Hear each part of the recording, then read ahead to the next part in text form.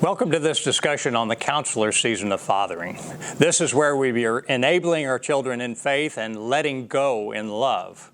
The coach season, just as with the teacher season, doesn't stop abruptly at any specific age. But this is a heads up that somewhere in the range of 18, 20 to 25, it's time to let go. You've prepared your children for launch, and it's time to let go and let them move on with their decisions in life. One of the key differences as we move into this counselor season from coach is that the phone has to ring before advice is to be given. If unsolicited advice is given, then not only could you possibly encourage over-dependency on you as a parent, you may even, on the other side of the spectrum, drive a wedge in what has otherwise been a very healthy relationship. You know, many factors actually encourage continued dependency on parents well into the adult years. One of those factors is continuing education, college education, because parents oftentimes contribute to the financially to get a child through college. You know, and what happens is that there's an expectation of accountability, and not only in performance, but in how you spend your time in college. Healthy boundaries need to be discussed well ahead of time for this to work well. Health insurance is another area that impedes sometimes parents letting go of children. Laws have extended the age of time where a child can stay on the parent's health insurance. That's not necessarily a bad thing unless it's an enabling of a child to put off some decisions and responsibilities that face an adult. And certainly taking care of one's health and covering yourself with health insurance is a step on that process into maturing adulthood. Another area is purely economics. Many children will stay at home for in their 20s, even into their early 30s, to save money for their first house.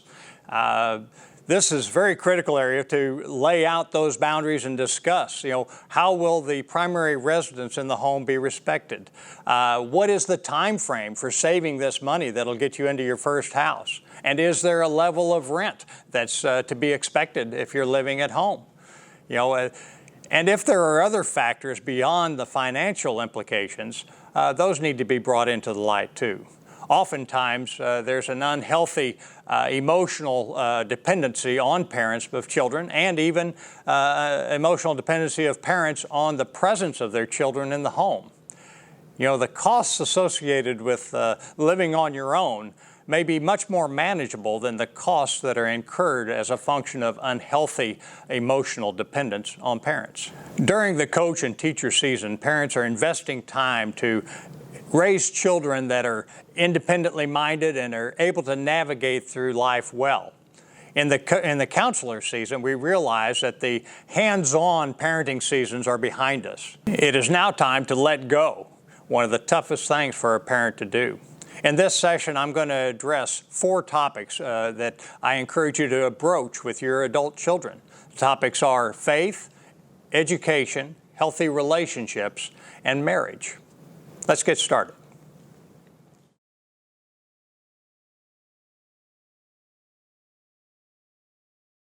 On the topic of faith, I'm taken back to the Apollo space program where dollars were spent, time was invested, engineering limits were pushed, and tests were run, men were trained, all with the central focus of landing a man on the moon successfully and returning him home.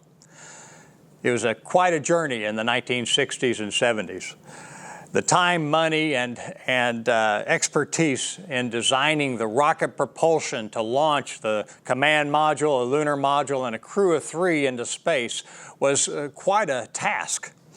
Everyone at the National Aeronautics and Space Administration had to have confidence that they had done everything they could to make the mission successful. They had to sit back, watch the countdown, lift off, knowing that there were no guarantees for the mission to be successful.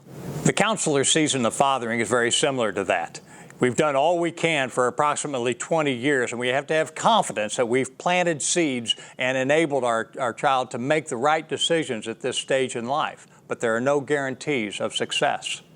That is why this ministry is called Faithful Fathering. A dad's prayer life will increase along the lines of when he handed the keys over to his oldest child to take the car out on his own for the first time. Upon launch, Parents need to continue to pray daily for their children. And I encourage writing that prayer down, even sending it to your child as a letter wherever they are periodically, to let them know not only as a reminder of the strength you have in your faith, but to let them know that they have prayer coverage over the road ahead. It will open discussion along the lines of faith, and even maybe open the door to specific prayer concerns they want you to lift up that may not have been mentioned otherwise. One dad had a practice of reading Oswald Chambers' My Utmost for His Highest every morning. And he bought his children copies, his 2 adult children, hard copies of that devotion with a note in it encouraging them to start their own devotion life, their own practice of a daily devotional. Now, Oswald's devotion is set up on the calendar year. So one note he added to the book was that he says, "As you know, I read this every day. If there is ever a day when a particular devotion hits you or raises a question you would like to discuss, please call. I would love to talk it over with you." You see, he opened the discussion to have around faith with his adult children, understanding he still had to wait for the phone to ring.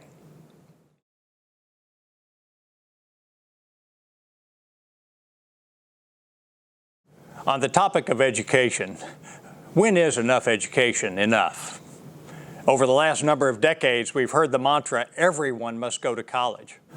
While many have been served well with a good college education and gainful employment, many others have incurred significant student loan debt pursuing an education that was not conducive to gainful employment. Discussions around continuing education and gainful employment have everything to do with how dad navigates from the coaching to the counseling season of fathering.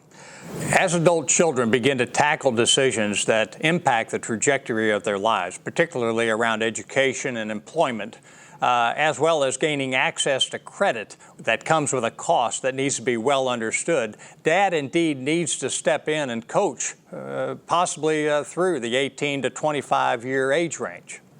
This is where time invested well during the coaching season, the primary years of the coaching season, prepares a dad for this dialogue.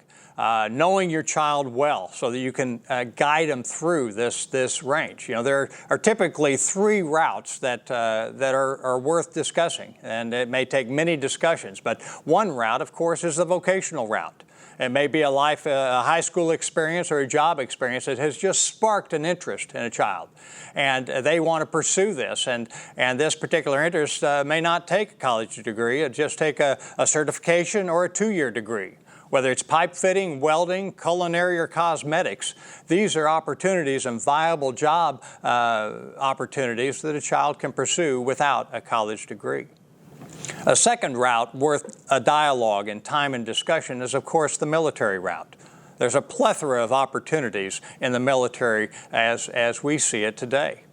I've been in many foreign countries that mandate 2 years of military service at age 18. The discipline and the respect for country that results serves these kids well as they mature. In the United States, the military offers all kinds of training available in specific skills and career paths, and even an opportunity for continuing education if that's what the child would like down the road. And of course, the third route that a child could take is the college route. I'm a fan of a 2-year school. If a child isn't clear on the direction they'd like to go, they can at least attend a local 2-year college and get some of the basic college level classes out of the way as they begin to tune in on what type of studies they would like to follow. If a child is absolutely clear on the directions of study they would like to pursue, then certainly a 4-year university may be just the right fit for that child. Again, the important factors around this dialogue is to have an honest discussion, a series of discussions to hit each of these to see what the right fit is for your child. And there should be no judgment. It is his or her decision. There should be no judgment about the decision, and certainly no "I told you so" moments if the decision has a negative turn. This is a great time to reinforce the fact that you know God is sovereign. He's up to something in every situation. So during the valleys of life, remind your child of that. And certainly by our Lord's grace, we know that the comeback is always greater than the setback. As an example of this dialogue around education, one dad had a son that was a good student and a good athlete. And he was granted a full academic scholarship to attend a university, and he was given a roster spot to play baseball at this university. His dream of college education and playing baseball had been realized. And so he hit the ground running. And as it would happen, often freshman year, he had a redshirt year. That means that he worked out with the team, did all the drills and all the work that needed to be done, but he had no playing time. So he still had 4 years of eligibility. He did not lose a year of eligibility. The next 2 years, he proceeded very well academically and athletically. And then there was a coaching change at the university. And coaching changes don't usually work out well for players on the roster of the previous coach. He was recruited by a small out-of-state school to continue his baseball. And he asked his dad what he thought. There were two options. He could hang up his cleats in baseball, continue his education under the full academic scholarship that he had at this university, and get on with life. The other option was to accept a half-ride athletic scholarship at a smaller school that didn't even offer the degree that he was working toward. The coach and the dad said, "Forget about baseball, get on with life." The counselor of the dad said, and the dad happened to also have some athletic background as well, knew that the boy had to hang his cleats up on his terms, not on somebody else's terms. So he prayed with his son, and he encouraged his son to continue to pray on his own for clarity for this decision. It was a tough one. The son did pray, knowing that he would have the trust of his dad, whatever decision he did make. He informed his dad that he did choose to change schools to continue playing baseball. The coach and the dad laid down a rule that said you would get some kind of degree over these 2 years. I suggest a business degree as well as playing baseball. Those 2 years proved formative in the young man's life as a student, as a Christian, and as a ball player. He hung up the cleats after a successful college career on his terms. He graduated number one in his class in the business school. He then returned to the university that he originated at to complete the education, the degree that he was working on there. Upon his second graduation, the job offers that came in validated the decision that he had made earlier. He was very popular in the job front. He moved on with his life with the confidence that he could work through some tough decisions through prayer and counsel with his dad. A dad's natural tendency to overcoach almost cost his son this valuable life lesson. Continuing education in some way after high school has everything to do with how a child navigates through the choices available, which is directly tied to how well a dad navigates the transition from coach to counselor.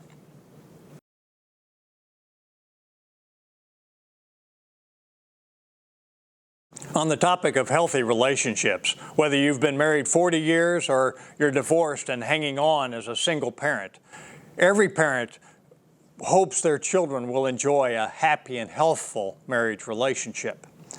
During the counselor season, dads and moms get to see whether kids really embrace the example they tried to set or whether they're being influenced by outside influences that may introduce a different perspective on what relationships look like. A dear friend, pastor of a large church, certainly led by example, with a solid relationship in marriage, a commitment to his fathering role, and leadership in the community, of course, as a pastor. One day his son came to him and informed him that he was going to move in with his girlfriend. The dad was taken back a bit and cited the statistics that show that living together is not a trial for marriage or an indicator of success in a marriage. And then he realized that his son wasn't asking for permission. He was just letting him know that he was making a decision. The dad had two choices. He could draw a line in the sand saying that you've disrespected me as a dad and as a pastor, or he could accept the fact that young men are going to make decisions, and his son was making a decision he didn't agree with. But he could embrace that and let his son know that he still loved him unconditionally. He knew that the latter would probably result in a lot of comments and even criticism from his congregants and peers as to his leadership in the home. But he knew that the former would probably drive a wedge in the relationship with his son that could raise questions about Dad's unconditional love for him, which in turn could lead to questions about the Heavenly Father's unconditional love for him. The dad swallowed his pride and chose the latter. He did tell his son he did not agree with his decision, but understood that he was a young man completely capable of making his own decisions. He also let him know there was nothing he could do to take away the unconditional love he felt for his son. Within the year, the son did marry his girlfriend and has since blessed my buddy with 2 beautiful grandchildren. And the father-son relationship is rock solid. Adult children are going to make good choices around relationships, and they're going to make bad choices. And parents naturally tend to take credit for those good choices and incur some guilt about bad choices. But it's important to remember Romans 8:28, that God's at work in all things for the good of those who love Him. And that's what we have to keep in mind, is that regardless of the decision made, we can never compromise the unconditional love that we have. You know, prayer is always a part of that factor, and certainly played a major role in the development of the situation I just told about with my friend. It's important to remember that God is sovereign, and prayer plays a key role during the counselor season of fathering. Prayer was certainly instrumental in the outcome of the situation I just discussed about my friend. And I've seen similar stories that have moved children from living in alternative lifestyles that were inconsistent with God's design for healthy relationships. The important thing for the counselor to remember is to always love unconditionally and let God be God.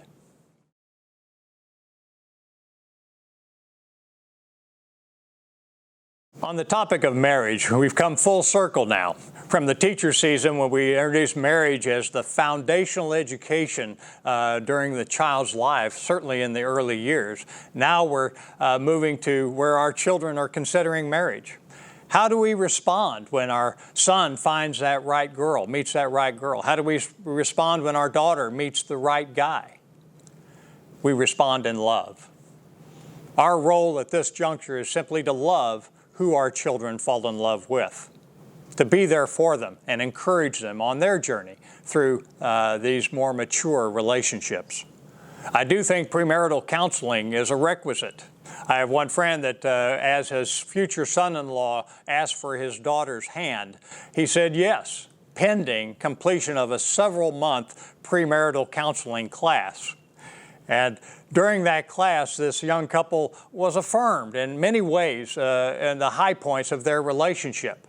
But they also saw the flags raised that alerted them to the fact that this tingly, we're in love feeling isn't a foundation for marriage.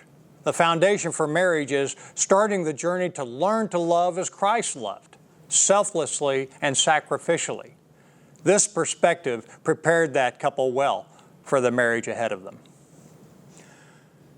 Once kids are married, the counseling role takes on a whole different perspective, particularly when grandkids are involved. Now, this is not a class on grandparenting. That'd be a whole separate study in its own. But it is a reminder that the phone has to ring to ask for advice. Involvement is okay. Over-involvement to the point of being intrusive is not healthy. You have done your job in raising the next generation. You've passed the baton. Now it's important to let your adult children run with it. They're going to make mistakes. They're going to have their ups and downs. And you'll be there as a sounding board to discuss and guide them through that to some degree. But again, only when the phone rings. One suggestion is to read Genesis 2:24 with counselor season glasses on. The passage is that, for this reason a man shall leave his father and mother, be joined with his wife, and they shall become one flesh. Leave is to understand that there is no dependency upon mom and dad, physically, emotionally, financially, or spiritually. Joined as husband and wife is the charge for the young couple to review their respective home experiences, become one flesh, and establish the home they want to have to raise a godly generation. When God is referred to as the father of Abraham, Isaac, and Jacob, it is a reminder of the generational impact a dad has. And it is a beautiful thing to watch the next generation raise a generation to follow them. Let go of adult kids in love.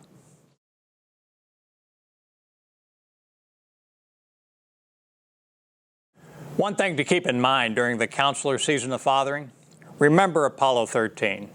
In spite of the best engineering, training, and highly skilled astronauts, there was the infamous Houston, we have a problem. 2 days into the mission, an oxygen tank exploded, causing the crew to abort the plans for a lunar landing. The mission now was one of survival. Mission Control got all hands on deck to provide any support that's needed to get this crew home safely. 4 days later, the mission was accomplished as they splashed down in the South Pacific. I know one dad that keeps a room available in his home at all times. He calls it the survival room. If an adult child suffers a setback in life, be it a loss of a job, addiction, or another issue, he can return home and receive all the unconditional love that comes with the home to help provide the support to get him back on track in life. Counselors are always available, willing to do whatever it takes to complete the mission successfully, even if the mission is not as originally designed. Dads often ask me, what is the toughest season of fathering?